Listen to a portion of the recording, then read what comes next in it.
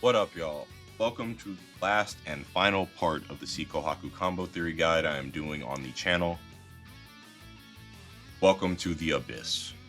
So, a lot to talk about. First, before I get into any of this video is going to be long. I expect it to be 50 minutes at the least, an hour at most. I'm going to try my best to not push it past that, but there is a lot to go over. And I need to talk about it leisurely because there's a lot of layers to what I'm saying. As much as it will sound simple in hindsight, there is way more to it than I'm really talking about. I'm just trying to get a gist of it out so it makes sense. So, the reason I'm titling this The Abyss, English, is because of the fact that you are now at the point where there's too much freedom for Koha. Like, you now have all of basic routing understood. You now have your basic extensions understood. Your basic changes understood. And all of that apply and more at this point to determine reward past just damage. And that's where this video is going to overall tell you. Because of the fact that I feel like her reward at the start, yeah, it does feel like a whole bunch of damage, right? But the more you do things with this character, the more you realize her offense is kind of all encompassing and you care about all of it in one bulk, where her full grasp of reward is what's the damage, what's the meter, what's the setup coming down. And you have all of these options and choices you have in your routing, and that's something different. Now, I'm going to talk a lot on this at the end of the video, where I have to talk about my real thing I want to showcase with this. But for this video, I'm going to start in this order. I'm going to do counter hits first because they are the easiest to display. I'm going to transition into air counter hits. From air counter hits, I'm going to talk about air confirms, which I will probably drop because of the fact that I am tired. I've been at work for hours or so, and I got home, I ate, but like still tired of shit. From air confirms and air conversions, we're gonna go from there to double Battou loop, which will be a very important highlight of this video. From double Battou loop, we'll go into table loop and one other thing that's kind of attached to it, which is the Sideswitch. It's a different thing from a different aspect, but it works in the same vein. So I will talk about both of those in succession. Then from there, we'll get to my concluding and main topic, which is funny because it's like, wait, isn't this the thing about optimization? Well, that is me breaking down my opinion of this character and her optimization at this point. Because the big thing is, like I'm saying, is that you have too much freedom. But the one thing that I personally feel separates the average Koha player versus a master Koha player, and I'm not even fully at this yet, is understanding how to do your full encompassing reward and disguise certain things in your reward. And that's something I'm going to talk on way more details later, because it is goofy once you realize what she can do. I have showcased this throughout all of the things I've put out with Koha, but I've never sat down and took time to talk about it. I always wanted to technically do a full video dedicated to it, where I talk about this, but I feel this is the time to sit there and just throw it in there because it's that important. Now, my second disclaimer, and this is a tied disclaimer because it's going to lead into the startup of this video, or the actual start of this, is gravity. So overall, with this video series, the main thing I want to get across to the community that plays Kohaku is the understanding and knowledge of how gravity affects Koha. Because unlike other characters, and I play a plethora of characters, I play every version of Koha. I sub H Ryogi, I sub HV Scion, I know how to play F Reese, I know how to play C Arc, I know how to play a decent amount of the cast. The only character where I feel like I am truly needing to manage gravity is with C and H Koha. Or Koha in general, but C and H are the highlights of that. Every other character, most of my combos don't feel like they change that much. But depending on all of the factors that relate to gravity, my combos drastically change with Koha because of the fact that, man, you got hit by plants? That's crazy. That's 8 hits added to the start of my combo before I pressed the button. Not considering Cactus is 12. So Cactus plus getting hit by a normal in there, that's usually high too. Then considering what actually on Koha side changes gravity, because of the fact that you see this, right? Man, I have so much time. That's crazy.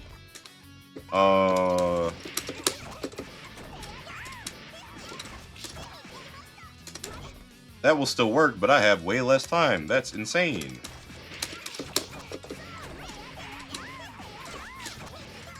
It's not even possible anymore. That's the difference. That is something that I only truly feel happening with C Kohaku and H Kohaku. Like, that's not me saying that gravity doesn't affect other characters, but the extent feels drastically different because you saw me visually showcase this. I did this in the first video, and I also talk about what is scaling gravity with this character. I highly recommend that if for some reason you are watching this video but didn't watch the first part and the gravity section specifically, please go back and do so. That is the one thing I want to hit home because that is what makes her hard. I cannot stress that enough because those determine your routing.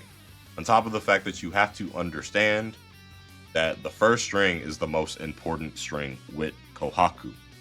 And that brings me straight into the fact that I will not be using a Battou in this video because of the way it scales gravity for all of the combos that I'm truly going to showcase in it. There will be combos here in the beginning that I will showcase using it just because of the fact that they don't matter as much.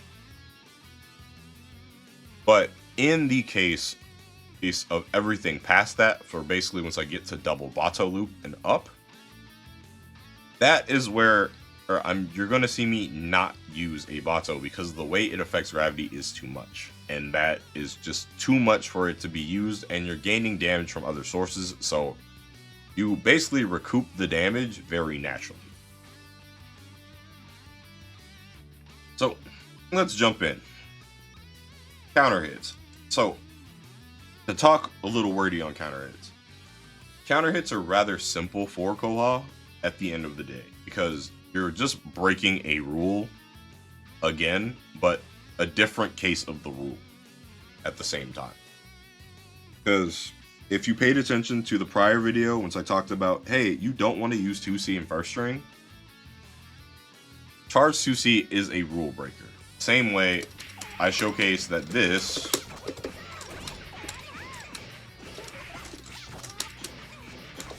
is good for Koha to use in the first string, right? Right? That is a breaking to the 2C rule. Like, if we have to be even more specific in showcasing the 2C rule at its fullest nerf, right? Let's do this. And let's actually jump forward.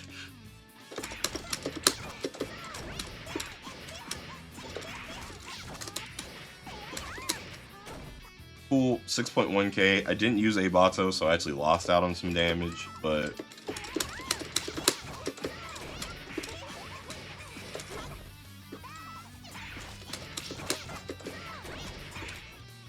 wow.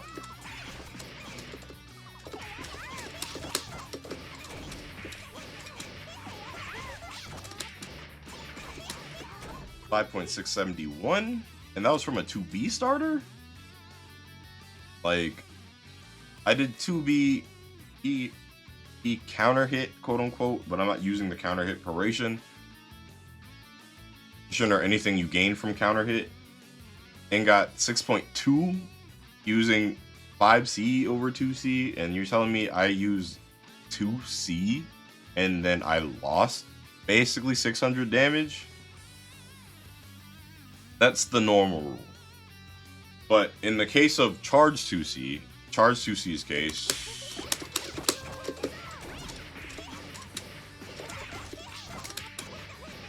you're now basically drastically gaining damage. And that's where the change comes.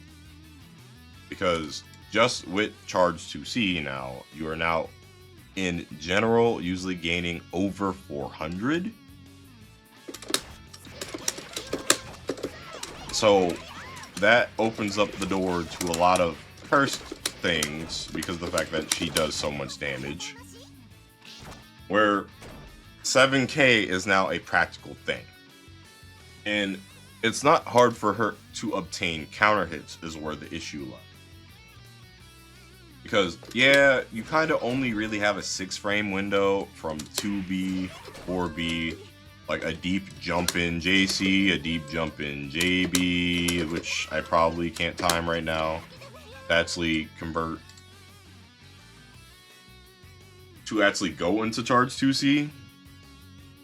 But once you have this button that has clash frames, this anti-neutral tool, her ease of getting a counter hit is actually too easy because of the fact that 2 of her important counter hit buttons on the game in the game are grounded. Then you have this one that serves as a multi-purpose tool that it's not really talked about because of the fact that you have to keep in mind 2B, yeah, it's a mid, but 2BB being the low follow-up, but like, this is what, if I recall, it's 8 frame startup, so probably actually 9 true. 9 frame startup, clash frames, mid, that you have to crouch shield versus, once you consider feint, a standing low that is 6 or 7 frames, that staggers into itself. One of her best starters has a charge on it that if you're crouching, it forces standing and vacuums you in when she has a command grab. Like, choices. And then this is just a disjointed neutral tool button where if you run into this, you're just exploding. Right? So that part is what makes her counter hits pretty deadly, so I have to talk about them real quick because of the fact that getting this is not that hard. Like getting 7.2k as I do here is basically you just play neutral well. That's it. If you play neutral well and you call someone out once and or you call out a shield once, they're now exploding in reasons beyond belief. Like, that's a thing, and that also applies to the air. Like, the air in general is actually basically the same case as standing counter hits. Air counter hits are not too far off. Like, you can still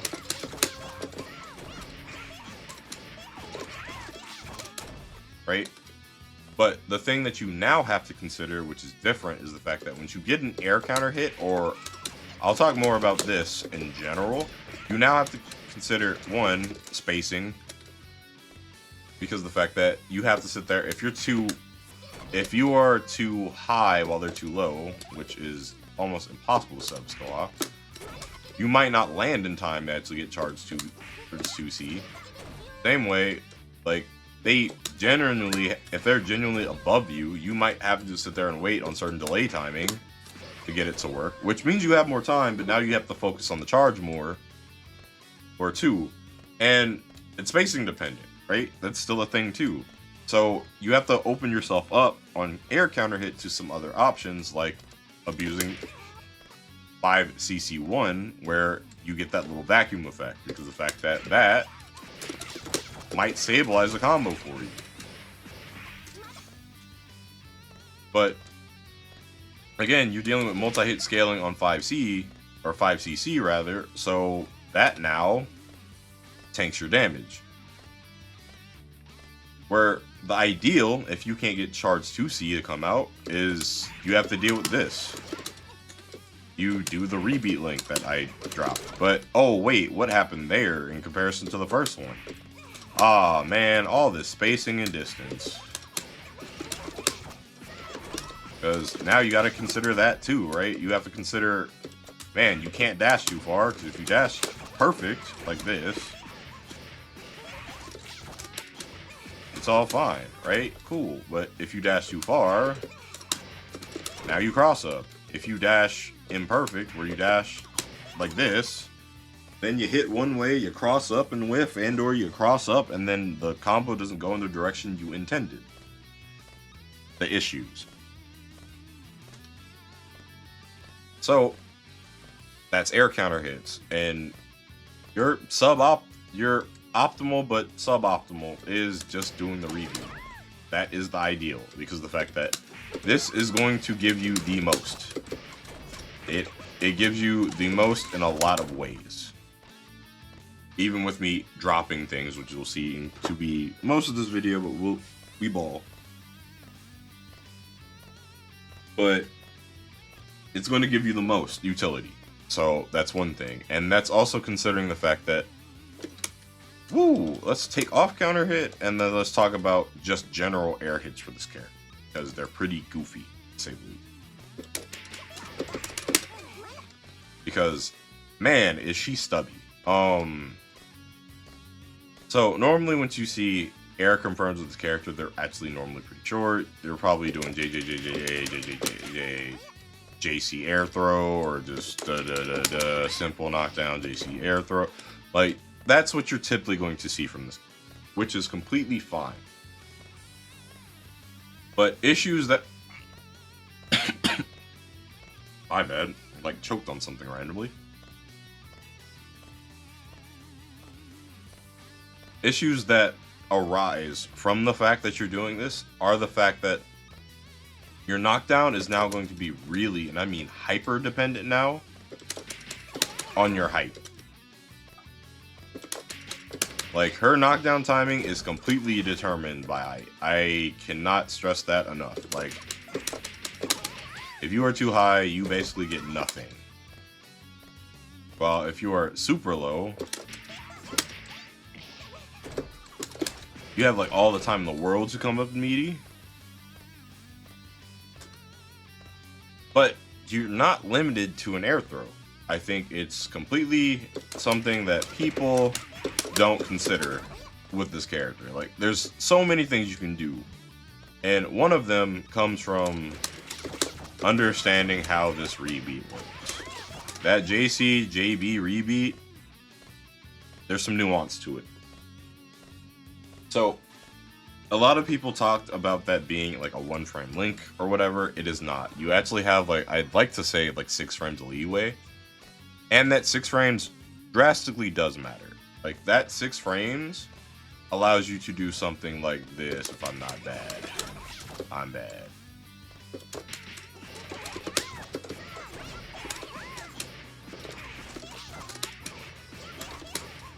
You ever get a full confirm off your air hits with Kohaku? That's possible. And this doesn't feel like it matters too much, because of the fact that really, still at the end of the day, take what you can get. If you get your knockdown, get your knockdown. But one thing you do have to consider is the fact that, what if you're doing a setup, right? Because she has Pine Tree, launches people in the air.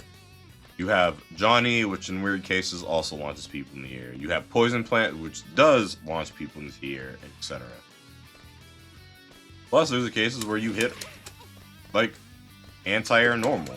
Like, I randomly hit 5B anti-air in the corner a lot. And so, that gives me ways to convert that, too. Because now I'm just like, oh. I can now think of, alright, I have to consider gravity, because in general for this game, or at least in the case that it feels with Kohaku, you have a gravity bonus, or gravity is even less scaled than you starting from ground screen, which you start in the air. In comparison to when you start in the air, let me reword that. But it now opens the doors for me to sit there and get an air hit and sit there and convert it into a proper knockdown, which you might not always have the case to get. And I don't have to sit there and do something weird like chasing tech, which is also something that you might have to do with Koha. Options. So that's all that. And I think that's the easier section to process in this video, because of the fact that it's not opening the doors to gravity as much. Like, still important, I'm still talking about it, right? But now we get into the real stuff that is advanced Kohaku territory, and I feel the gateway to this, even though it technically was opened in the last video, is double Battou loop. For this, we're going to start in the corner. The thing about double Battou loop is the fact that this is very awkward, and it's not because you're doing two versions of normal Battou loop, as now that you have to actively take consideration of gravity and height. Because the big thing with this, and I'm starting in the corner just to showcase it, you now really have to consider height. Because of the fact that the thing that makes this work is height. I don't think it's anything else. Like, if you can set up the height for you to sit there and get every link to work, you will be fine, but you have to pay attention to various things. Because one, look at how many hits I am doing in just this part of the combo, and this is me not doing it technically true.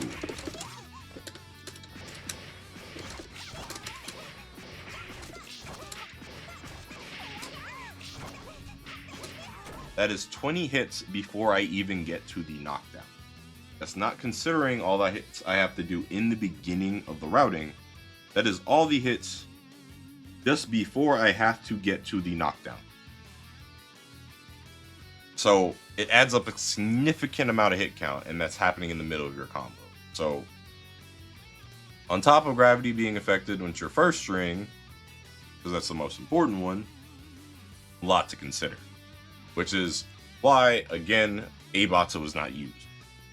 You're gaining the damage through other means. It's through your, basically your execution. And filling out this rhythm and filling out the new delays you have to deal with is important, in my opinion. Because that's something that is very unique.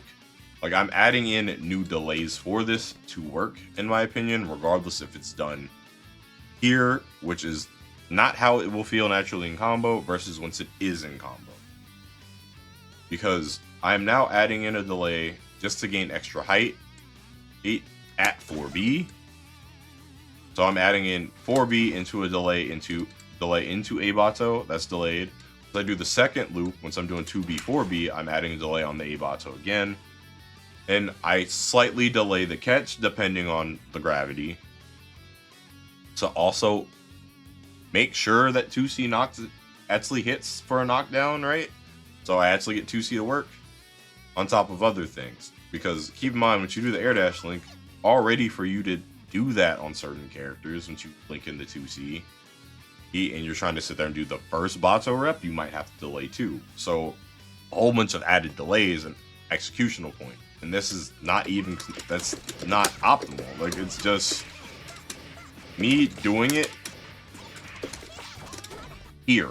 And as I drop this, one thing you do also have to slightly consider, but it's not as drastic, is executional speed. Because of the fact that you do have to execute this slightly fast. Not the most, but slightly fast. Because of the fact that you have to be in range for your 2A to actually hit 2. If you do it too slow, you push yourself too far out. Because once you come back to this corner and you notice, me doing all this, I am pushing Kohaku out of the corner. Like, I am slowly pushing myself away from the corner with everything I'm doing in the route. So you have to consider that too once you're actively doing it and you're trying to actually get the knockdown, because of the fact that you need to keep yourself in a position where you can actually be able to reach the 2A or 5A. You can do both. But as you see from the route being finished, once you get this to work, you get a lot of rewards. I did 6.3. I gained 172 meter, which is a very important thing to really notice. And I have some other options that I'm not immediately going over right now. And that's just from literally being in the position to sit there and be like, all right, I'm not doing this completely proper, but I want to, as I caught too high, but I want to sit there and get more out of a combo. And this is just still basically Battou loop. There's not that much different about it besides the gravity management. Gravity management is important, on top of the fact that you are now doing added blink. And 5A is cool, right? 5A is the most optimal. Like I said in the prior video, like once you're doing multiple links like this, you want to throw in 5A as much as you can. But you have to keep in mind too that 2A is kind of a stabilizer too. In a case like this where it's so height and gravity dependent, the thing about 2A is that it does slightly prop up the opponent on floating hit compared to 5A, which kind of keeps them stagnant post Battou loop. So that little bit of extra airtime might actually help you nail this. It might just build exactly the height you need. Not like there's options. So you have to consider that too, because of the fact that it's not as simple as, man, let me just do, man, I'm just going to do this double Battou loop and I'm going to let it rip. Like, you have to consider what might work for you, what might not. And it's really dependent on your streaming too. Like, once I'm doing it proper, like just showcase, the thing about proper is the fact that now I'm adding in additional delays. Because now I am trying to really deal with the fact that now I'm coming here and I'm doing duh to sit there and get the first loop to work. Because now I have to sit there and consider, all right, I'm doing the first loop. Then I have to do the second loop the same and be in position to sit there and make sure that I'm not too far away so that 2A actually reaches. Or 5A, whichever one. That's where it starts feeling slightly different, because of the fact that now you're really considering the fact that it's like, all right, I'm adding in delays, but I also have to be efficient with my timing, because of the fact that if I'm not efficient, I'm going to drop. And like 2A for the low catch, the one that's going to catch into your initial knockdown, regardless if you choose to, wow, that wasn't about to be a word, if you choose to do the wall bounce extension or not. Like, the 2A will be more consistent. You can do 5A, but again, then you need to be even closer. So, pick a struggle, right? Like, you're getting a lot once you can do this, but you do have to pick your vices and pick what will give you the most benefit.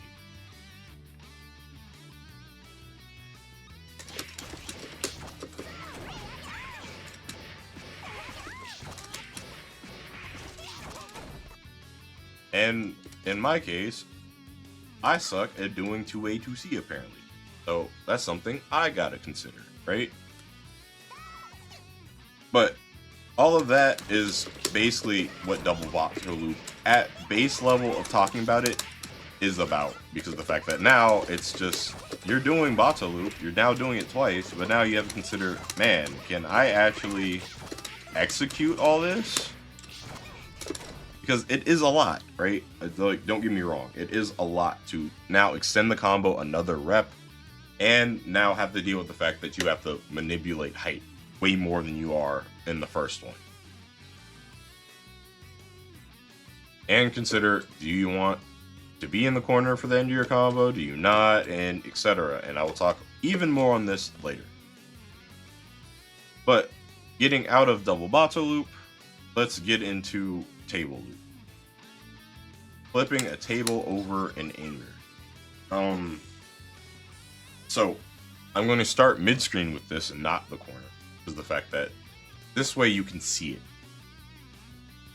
I will then talk about it being optimal in the cases it needs to be, and etc. But table loop is a sweet spot link, provided the fact that 90% of the cast, you do it at the apex or as soon as they start to fall from the apex of them being launched by the Battou. It does not seem that hard. It really doesn't.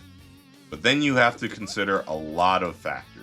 Because there's spacing, there's what you do into it,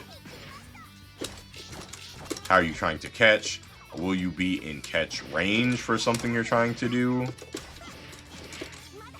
Ooh, do you have more gravity than you think of? Do you have less gravity than you think of? This is a very finicky thing because of the fact that there are so many dependencies for this. Like, the catch itself is the easiest part. Like, once you're doing it just as the catch in the optimal cases, it's the easiest thing. But the problem is that that's also considering that you built up a tolerance to see it and have the feel for it, because there's the cases like this where you're not going to be able to see it as much because you're too close to the corner, right? Because the closer you are to the corner, the less you're going to see of Kohaku, so you don't get to naturally feel that as much as you would once you get to do it mid-screen where you can visually see it and have a visual tell. So you have to kind of pay attention to that. Another thing is the fact that there's various catches for this. It's not limited to anything. Like, as you saw mid-screen, I'm doing 4B here. Right? Cool. I'm not limited to the 4B catch. As I failed the buffer.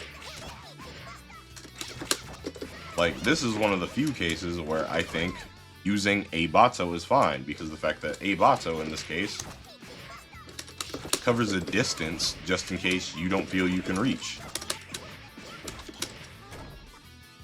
Right?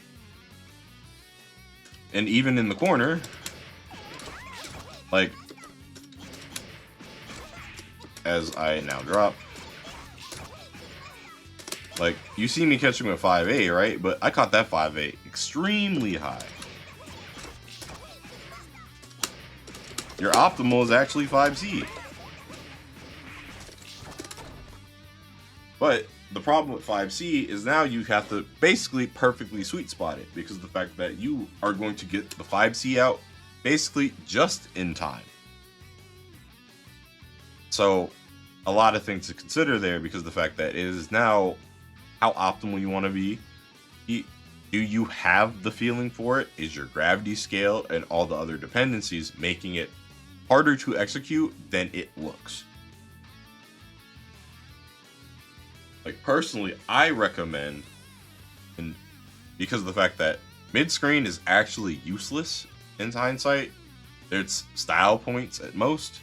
It's not doing you that much. But in every other case, I really recommend just catch with 5A. It's the most consistent, it's the easiest, it's not that hard to time. It's, you get to sit there after doing the hard part, you get to kind of just look.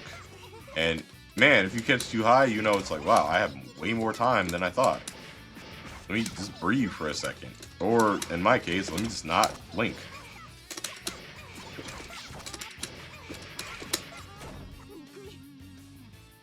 So think about that. On top of the fact that, like, again, it's gravity dependent, right?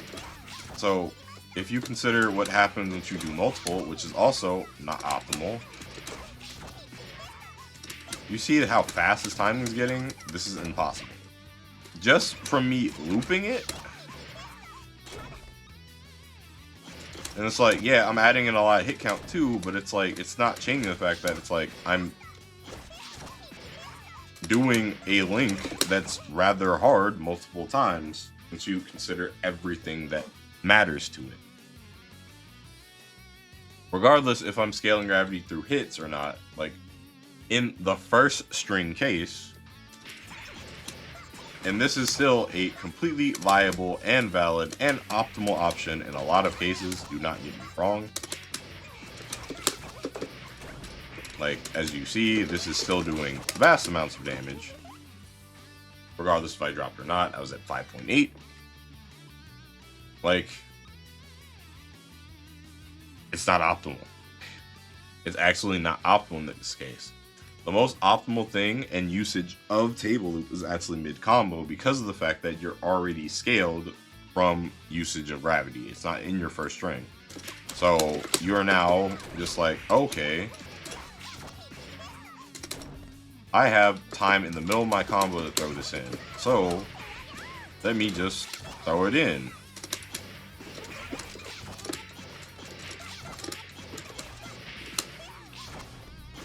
That was too high, but on the catch, and that was close to a full route. I got near 190 meter.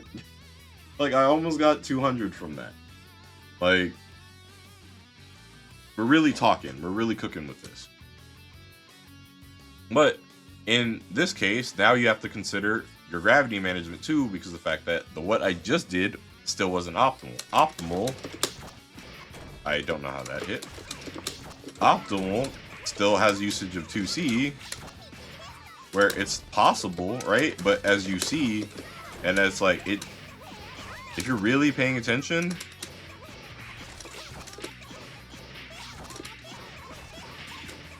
like, yeah, cool.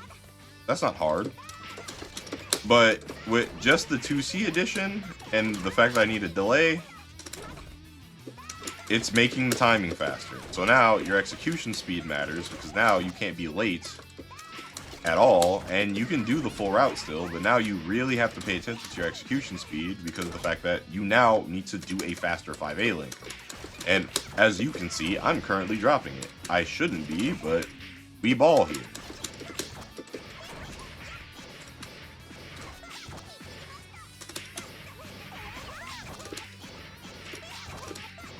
Like, still works. I'm gaining an extra 200 plus damage.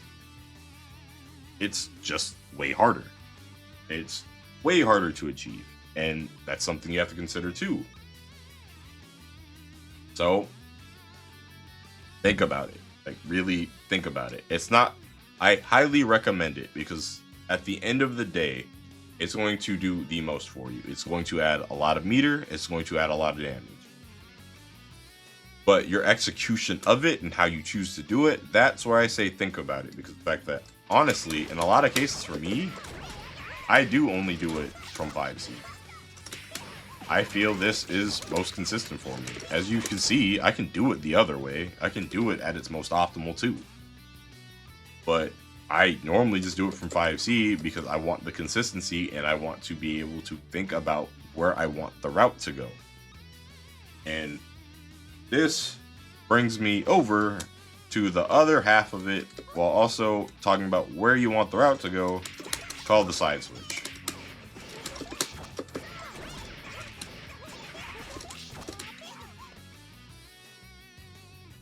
I can't believe I got that 2A too high.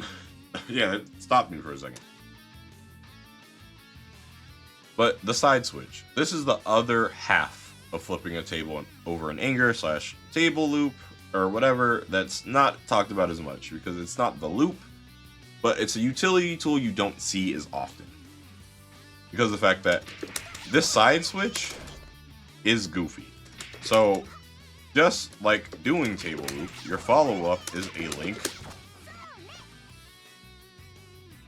So timing dependent, because depending on your timing will determine outcomes like that. If me doing this actually where, oh, I don't drop this JC versus once I hit the JC and etc. But you are doing this at the cost of scaling. This is very scaled. I think this is one of the most scaled things on Koha that's not JC by itself. And it's crazy because in hindsight, it's like, wait, aren't you using a Battou in first string, which discussed in the last video, adds damage? Yeah, this is one of the few cases, because of the way this hits, it basically takes away damage. On top of the fact that spacing is dependent, if you're too far, your same side, it's not guaranteed to cross up. On top of the fact that, like, you can optimize this further if you're not me pressing bad buttons, where you can do like table loop and stuff like that to gain extra damage. But then you're playing even more into gravity and making things harder for yourself. So you have to weigh a cost again of, do you want the corner that much, or do you want to just do something traditional where you just do something slightly proper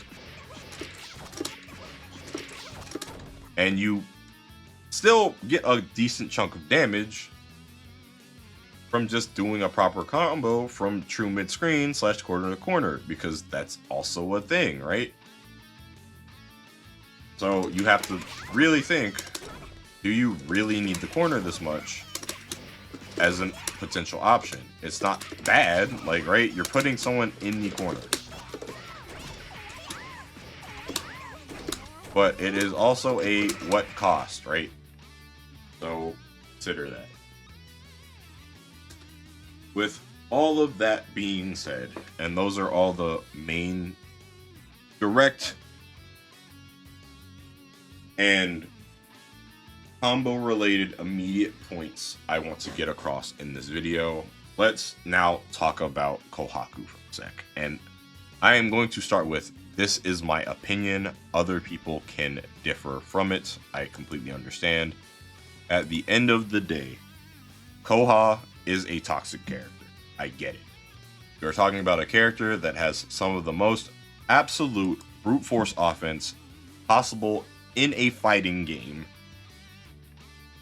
Like, there are other characters that are brute force offense across multiple fighting games, characters with TODs and etc. But with the way Koha exists in current code specifically, she is one of the most overwhelming characters to deal with. You deal with high damage, you deal with the fact that she gets Oki in a lot of cases too, and the Oki is very knowledge check heavy. / are you competent and confident in yourself enough to deal with it?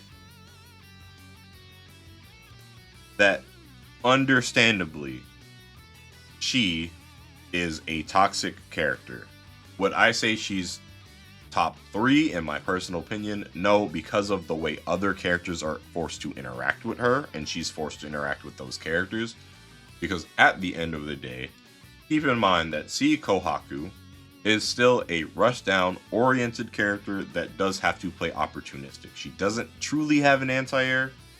She has really good grounded footsie buttons, but her air buttons, as much as they seem great, they need accurate usage to truly get benefits.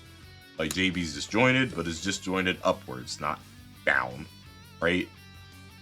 And the rest of it is green. It's not that far disjointed, etc. Both her air JA and her grounded A normals are usually fully within her hurt box, etc. She still has to play around the rest of the cast, which the rest of the cast, to some degree, has projectiles, puppets in the B-Scion case, and other stuff that she has to look at kind of funny. Right? So a lot of her gameplay does come down to your offense. Just straight up, it comes down to your offense. But once you're at base level of dealing with Kohaku, and you're not that much into the knowledge of the game, right? Man, that's same side. That's cross up.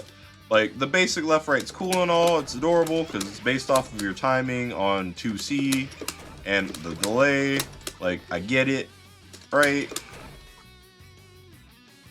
But you have to consider, like, the experienced player is looking for this timing, right? They're looking for, as I completely fucked up the one time I'm trying to do the corner pull. They're looking for that change in timing. They're looking for the common setups, right? They're comfortable with the common options because they're displayed as the direct common option. And there is no problem with the common options as much as the fact that you need to add layers to the common option.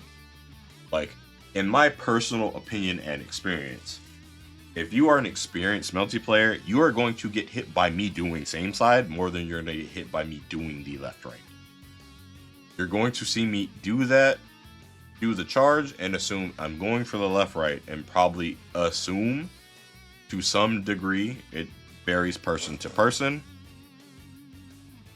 and from matchup to matchup because of player matchups and how much you're experienced with me doing something, if I'm doing the left right or not.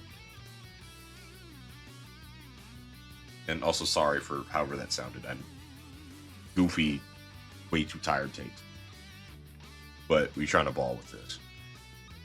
So yeah, like, you're looking for my standard options, right? And a lot of my standard options for C Koha are the general standard options used. So what separates Koha once you get to this level? The big thing about Koha, in my opinion, once you get to this level, and we're going to go back to double Battou loop because this is the easiest showcase of this, is understanding how to mask your setups in your combos while still gaining the full reward, right? As you see from me doing this video for the combos I have fully landed and not, I'm usually gaining 150 meter plus in combo, regardless if I drop or not too, which is stupid. But I'm gaining 150 meter plus, I'm doing 6k plus, and I, of course, because Kohaku, I get a knockdown in a setup. So the thing is, how do you make certain setups work more effectively? As I drop, how do you make certain setups work more effectively when they're expected, right? That's where we're going to get into the case of talking about the advanced routing and its real benefit. It's not the damage. I mean that sincerely. It is not the damage, right? The damage is cool and all.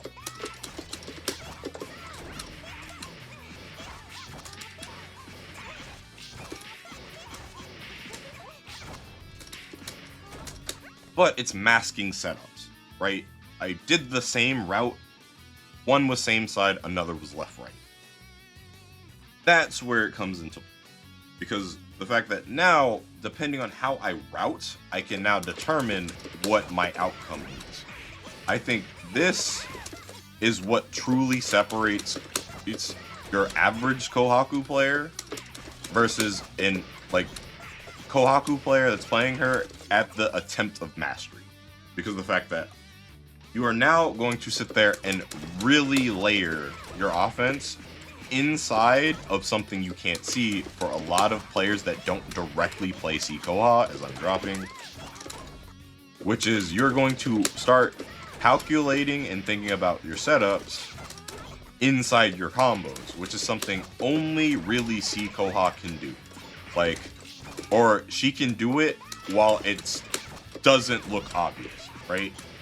Like, you see, like, Nania does the wall bounce into 2C, gets the left, right. Or cases of HV Scion, I can think of all the setups I have where it's either spacing based and or I'm trying to push you up in certain combos to a certain degree using 5A, so I can force a left, right. Bait once I use XB236, or I said SB, EX2623, you see, etc. Like, I get to easily show tells, right? Very easily show tells that you can look for certain setups. In the Kohaku case, depending on what you're doing, you are not going to see a tell. I think that is something that is a gift solely to Kohaku, because of the fact that you can do all of this routing, right? And it's already annoying that you're looking at a combo that's, in general, as I'm dropping things this long, and with multiple options at that. Like, I'm doing double Battou loop, but keep in mind, as I drop that too. Fuck. At the end of the video, I'm gonna drop the most. Let's go. But like with all of the combo options you're allotted with Kohaku, like I can now truly do certain different things in comparison to the normal cast, while still doing combo. Like I can sit there and set up left rights mid combo. I can set up side switches mid combo. I can set up all of this miscellaneous stuff that you now have to consider in the middle of a combo. And in cases like these advanced combos, I am gaining enough meter in some points, right? That I'm gaining the meter to do my full setups, right?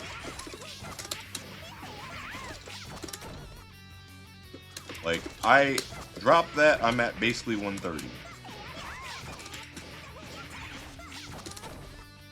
And as I keep dropping combos at the end of this video,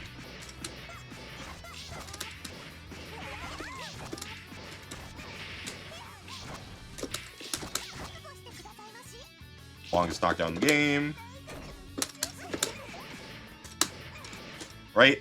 Like, I'm gaining the meter and all of the resources needed on top of being able to mask my mix-up in the middle of my setups.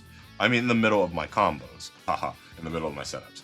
In the middle of my combos, now opening a different ballpark to the mind games of Kohaku. Because the fact that, keep in mind, she's already character, you got this vacuum, you have this command grab, you have the perfect hit that leads into Oki, you have cactus.